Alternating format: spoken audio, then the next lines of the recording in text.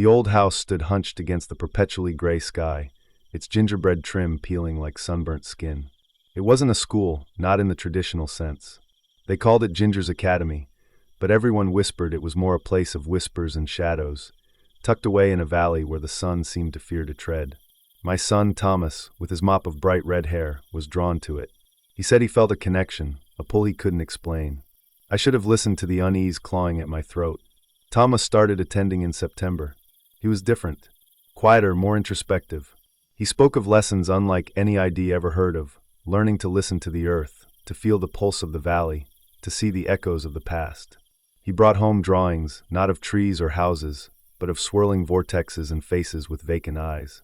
The first real sign of trouble came with the dreams. He started waking up screaming, soaked in sweat, clawing at his throat. He'd babble about faces in the dark, about a cold hand reaching for him, about whispers that promised oblivion. "They want me, Mum," he'd sob. "They want me to stay with them." Then came the objects. Small, unsettling things he'd find in his room. A child's tarnished silver locket filled with dirt, a dried-up raven's foot tied with crimson thread, a shard of obsidian that felt unnervingly warm to the touch. I threw them away, convinced it was some morbid school project. But they kept appearing, each one more disturbing than the last. One evening, I drove to Ginger's Academy. The closer I got, the denser the fog became, clinging to the gnarled trees like ghostly shrouds. The house loomed before me, its windows like empty sockets staring into my soul. The front door creaked open before I even touched it, revealing a hallway swallowed by shadows.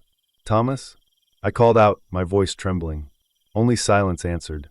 I walked deeper inside. The air grew colder, heavy with the scent of dust and decay. I found myself in a large, circular room. In the center stood a stone altar, stained with something dark and viscous. Around it, candles flickered, casting grotesque shadows on the walls. On the walls were the drawings Thomas had made, except they were larger, more detailed, more terrifying.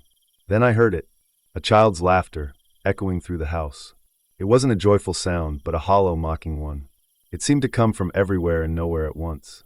I followed the sound, my heart pounding against my ribs. It led me to a hidden room behind a bookshelf. Inside I saw him, Thomas.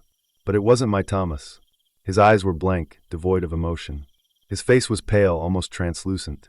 He stood in the center of a circle drawn on the floor, chanting in a language I didn't understand.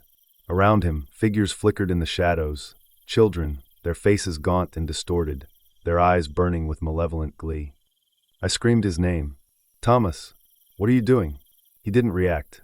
He just kept chanting, his voice a hollow monotone. One of the figures detached itself from the shadows and glided towards me.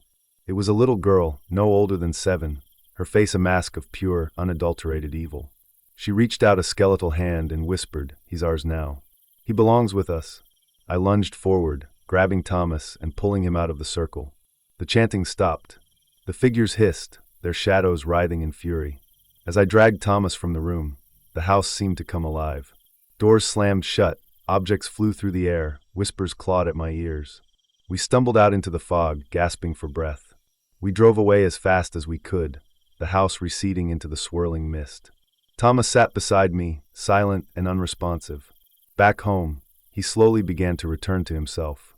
The nightmares faded. The objects stopped appearing. He went back to being my Thomas. But something had changed. There was a darkness in his eyes, a flicker of something I didn't recognize. He never spoke of Ginger's Academy again. Years passed. Thomas grew up, went to college, moved away. But I never forgot. I never stopped wondering what had happened in that house. I never stopped fearing that one day they would come for him again. Then one night I received a phone call. It was Thomas. His voice was different, distant. "They're here, Mum," he whispered. "They've come to take me home." The line went dead. I never saw him again. They say he disappeared without a trace. But I know where he is. He's back at Ginger's Academy, lost among the shadows, forever trapped in that valley where the sun doesn't shine.